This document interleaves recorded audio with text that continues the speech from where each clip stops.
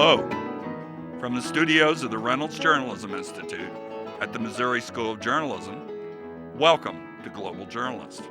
I'm Byron Scott, your host for this week's discussion of world news events by professionals whose job it is to report the facts and analyze the consequences. Earlier this week, a Mexican journalist, his wife and son were shot to death by unknown intruders in their Veracruz home.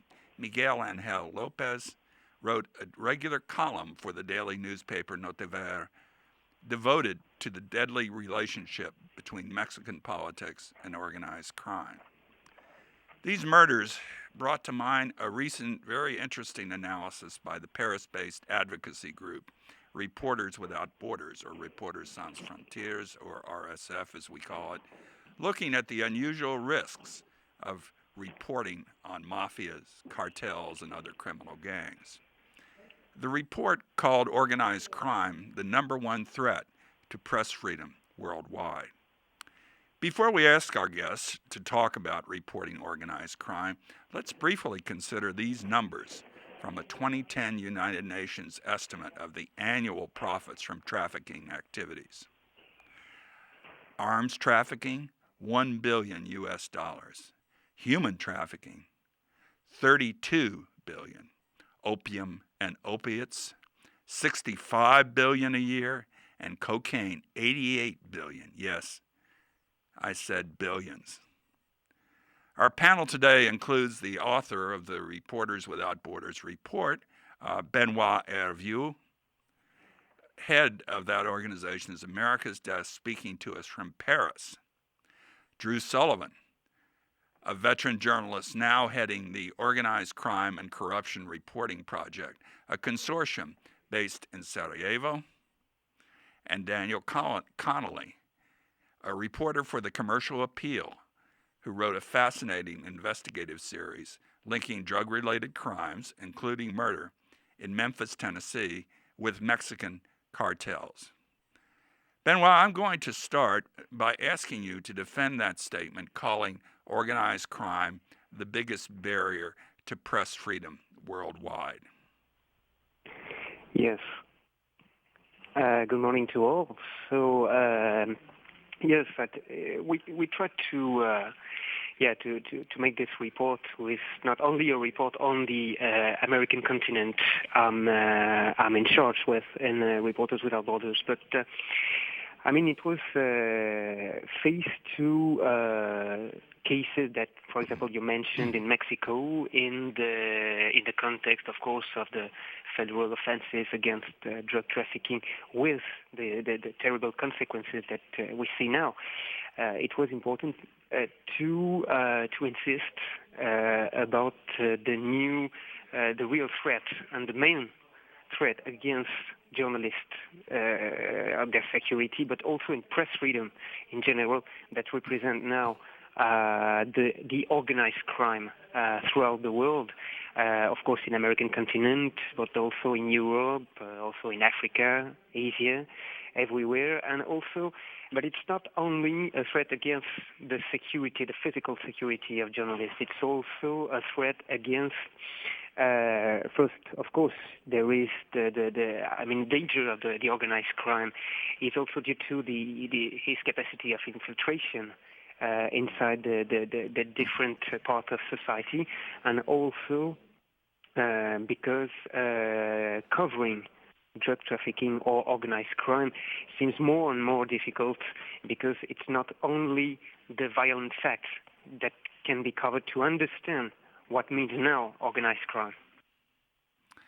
And this was based on a recent conference in Austin, Texas,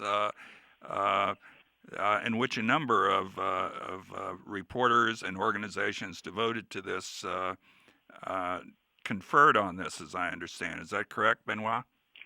Yes, it was in last September in Austin, Texas, with the Open Society Institute, but also many organizations like FOPEP of Paraguay, the Abragi in Brazil, or CELAP in Panama, and other organizations that try also to say that, the problem, how can we of course, fight with the information against the organized crime, but also how can we manage to understand why this transnational phenomenon became so strong, and also threat our capacity to be journalists, to inform freely nowadays. So it was the first conference of that kind in last September in Austin, and it was, of course, very useful to lead this work, of course, also with our network of correspondents in different continents. Right. Drew Sullivan, your organization is one of those consortiums trying to pool resources to investigate organized crime. You concentrate on the Balkans, being in Sarajevo, or do you also have a wider remit?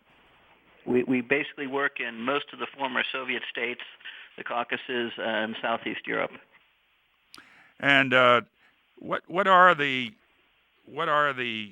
particular challenges that you try to answer with the reporting project? Well, the particular problem we have in countries that are kind of developing democracies is that organized crime is the most powerful business in town, and in some cases it has subverted the governments themselves. And many of the states in the region are essentially kleptocracies with a strong element of organized crime business working side by side. And countries like Montenegro, countries like Kosovo, are essentially failed states that organized crime influences to a great extent, and that's leading to significant amounts of drugs being transported into Europe through the Balkan drug route. That leads to large amounts of guns that were used in wars here being trafficked all the way to places like Mexico where they're used, and it's led to a lot of corrupt money, laundered money going through the system and corrupting everything from the stock exchanges in London to banks and hedge funds and other things. So this is indeed a global problem. Let's focus down for a moment to Daniel Connolly and his fascinating series in which he traced the activities of the drug cartels from Memphis to Mexico and back. Daniel, could you tell us about that series? Yes, the person I wrote about was named Craig Pettis, and he was a drug trafficker in Memphis who in 2002 disappeared, and within a short time it was apparent that he had moved to Mexico. And according to both Mexican and U.S. authorities, he was working directly with a cartel there to ship drugs, large amounts of cocaine and marijuana, back to Tennessee and other U.S. states. And it's also alleged that he used cell phones while in Mexico to order assassinations in Memphis. The interesting thing was when I was reporting this case, he had pleaded not guilty, but in February of this year, it was revealed that he actually secretly entered a guilty plea in December of 2009. And the story is unusual because in most cases, American drug dealers don't go to Mexico and work directly with Mexican cartels. However, throughout the United States, it's extremely common for Mexican crime organizations to supply drugs. I mean, if you live in a community where cocaine is available, international organized crime brought it there because cocaine cannot be produced in the United States in any type of scale. And of course, much of marijuana that's available in the United States also comes from Mexico. So let's take the case of a person who uses $20 bills to buy marijuana in the U.S. Those very bills may end up in Mexico sometime later. They may be packed into vacuum-sealed packages, placed in secret compartments of vehicles, and driven back to the Mexican criminal organization. So the problem of organized crime, even though in the United States it's what we see mostly is the consumer side, where people go and buy marijuana, go and buy cocaine. But of course, those proceeds have a tremendous impact in developing countries like Mexico, where the criminal organizations use them to pay bribes, use them to hire assassins, and of course to run the drug business or the other illicit trafficking. So Daniel, you took this focus down on this one self-confessed criminal, and you followed his pathway down to Mexico, and followed how he was arrested and then by Mexican authorities and deported back to the United States. Could you tell us a little more about the Mexican end of that and your own reporting? Yes. So initially, when I heard about this case, it was January 2008, and the authorities in Memphis simply said that Craig Pettis had been arrested in Mexico. And of course, since I'm interested in Mexico, I wanted to know more, but it took a while to even figure out where in Mexico it occurred, and it turned out it was in the city of Querétaro, which is surprising because that's a very quiet area. And so if it had been in a more dangerous area like Ciudad Juarez, I probably wouldn't have gone there. But I applied for a grant from the Pulitzer Center on Crisis Reporting, and they sent us some funds, and we were able to go to Mexico. I was able to go with a photographer, and while there I worked very closely with Mexican reporters who live in Querétaro, and really we couldn't have done it without them. We found the house where Pettis was arrested. We got a lot of archival information from newspapers and the authority about how the arrest took place. And we also learned some background about this place, which is that many people in the area said it was a safe area because the leaders of the drug cartels had residences there, and some of their family members lived there, and they wanted to keep the area safe for themselves and their families. And just across the state line, there had been some significant violence. So it was, even though this was a very quiet part of Mexico, it was quite an experience to learn just how deeply the organized crime was involved in the life of that community. What has been the reaction in Memphis, Daniel, to this series? I would say the reaction was somewhat muted. I think there was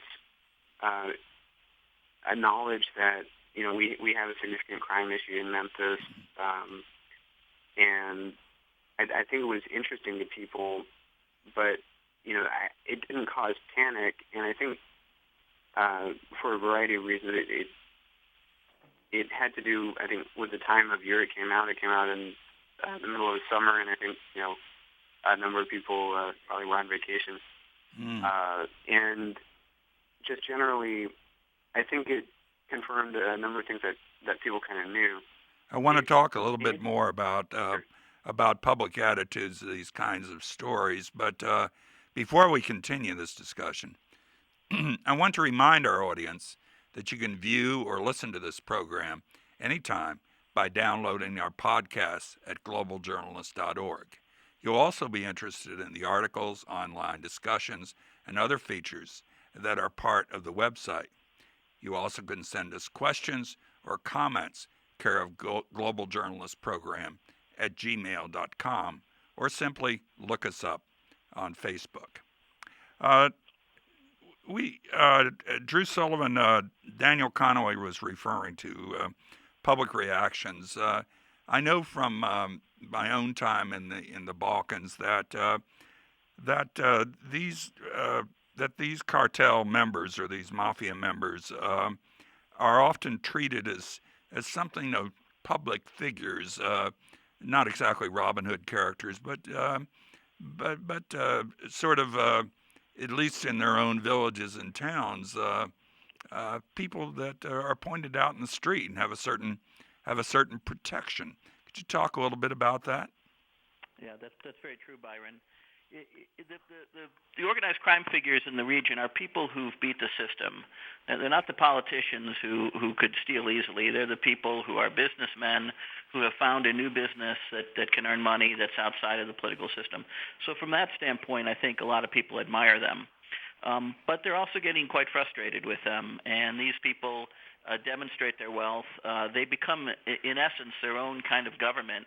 You know, they provide loans to people, they provide protection to people, they provide health care, they provide jobs.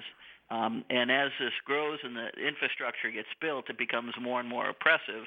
And eventually, people tend to turn against these types of figures. But they do tend to be fairly protected. They tend to have influence in the government because they're doing business with the government. They have influence in the police. They do a lot of bribery of public officials to keep their position in check. And often they will flaunt their position and demonstrate that they've got the power. And many times these people are treated with great respect, even by the media themselves, and we often call them oligarchs or controversial businessmen, but actually they're thuggish murderers who kill people. And as a matter of fact, that is the fate of more than 140 investigative journalists in the last decade, as I understand. We spoke earlier about the Mexican journalist, and our viewers are now looking at protests that occurred in Mexico and also in Mumbai, India, just a few days before, when another investigative journalist, Jay Day, was slain. Benoit, I'm going to bring you in here with the world view of this. Has there been an increase in this in recent years? Is this something that why is this such a dangerous business? Well, I would like to say two things. First, about is the danger increasing? I think that during it is really true what said the other guest, and when Bruce was talking about the kind of figure, and I would say the distorting mirror, of a mafia chief or a drug cartel head of a drug cartel who is arrested. The problem is that of course all the concurrence between the media to be the first to cover such an event doesn't permit to understand how works exactly the organized crime which is going to survive to the figure of the arrested man. So that's a very interesting point.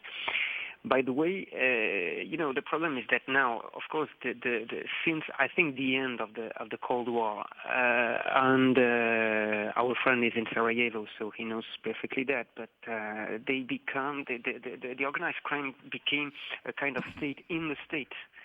For example, and it can also, and the problem is that if you try to understand the organized crime just with crime scene or bloody events, you won't see how, for example, the money laundering is working everywhere, for example, in touristic activities, hotels, second-hand cars, gambling, etc.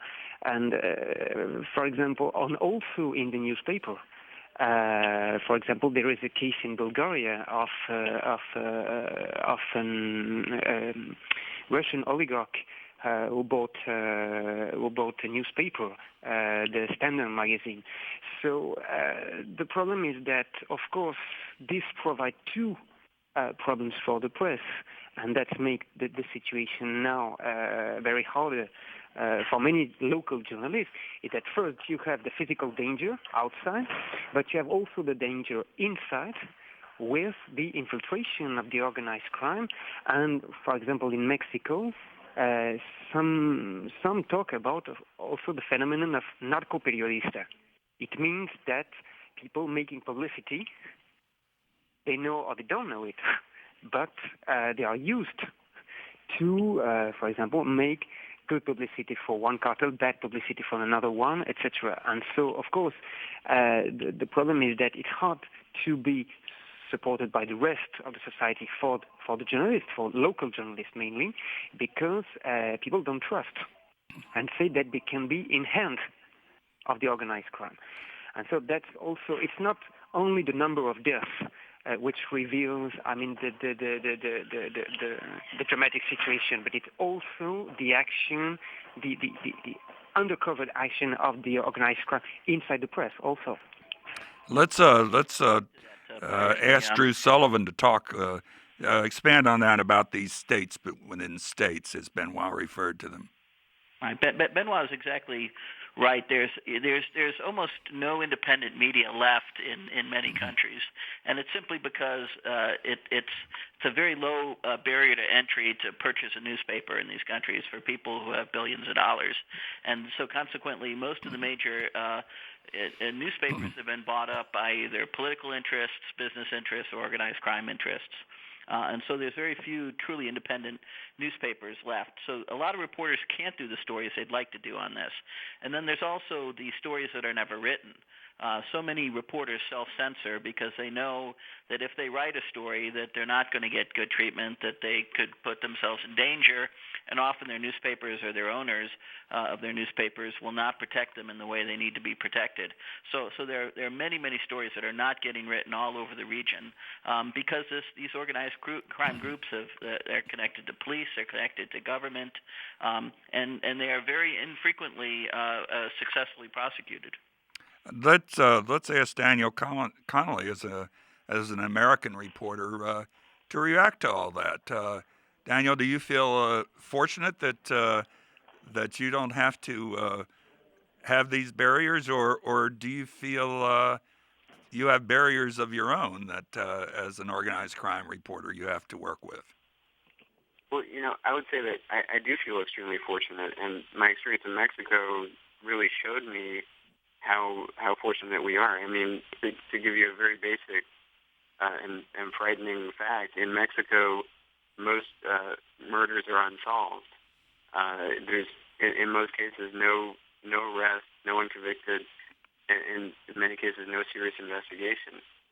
And in the United States, many murders are solved, and there often are serious investigations. And I think it's noteworthy. I may get the numbers wrong, but in the U.S., I think there's only been 2 journalists killed as a result of their work in the last 25 years. Now, it may be slightly higher, but the point is that you can do this type of reporting without serious consequences in the United States in most cases. And I think to some extent, American reporters, for that reason, really do have an obligation to pass along what's going on in places like Mexico, and because we do have that freedom and we need to use it. And going to some of the points that Benoit and Drew brought up about infiltration of the news media itself, I think that to do this type of reporting, especially transnationally, you do need to work with local partners. But it's also very important that you make sure your local partner is someone you can really trust. And so what I would recommend to anybody trying to do this is that they find somebody who's recommended through groups such as investigative reporters and editors. And you did a lot of public record work and things like this that following the money, as we say in investigative reporting, in the process of doing your story, that perhaps in other countries is not possible. Yes, in the U.S., for instance, we have the Federal Electronic Records for criminal court cases. It's a system called TASER. That's not available everywhere. I was able to look at cases in Texas that were related to what I was doing in Georgia, and it's a great resource. Mm-hmm. And of course, just I was able to get some little tidbits about Craig Pettis and his the house where he grew up and his early criminal record. And I think in a lot of places that type of document isn't readily available. Benoit, in your report, one of the most interesting recommendations is to recommend that consortiums such as Daniel's, such as Drew's in Sarajevo and elsewhere, work together on this. Do you see any hope for this sort of worldwide Yes. activity? No, yes, the problem is that in many areas, journalists are quite isolated. They are alone, and so it's impossible, they have to organize themselves as a real network. For example, when you say following money, how can we understand, for example, all the topic of the money laundering, etc. All this need implicates a new way to do journalism, I believe. And for example, yes, we recommend that the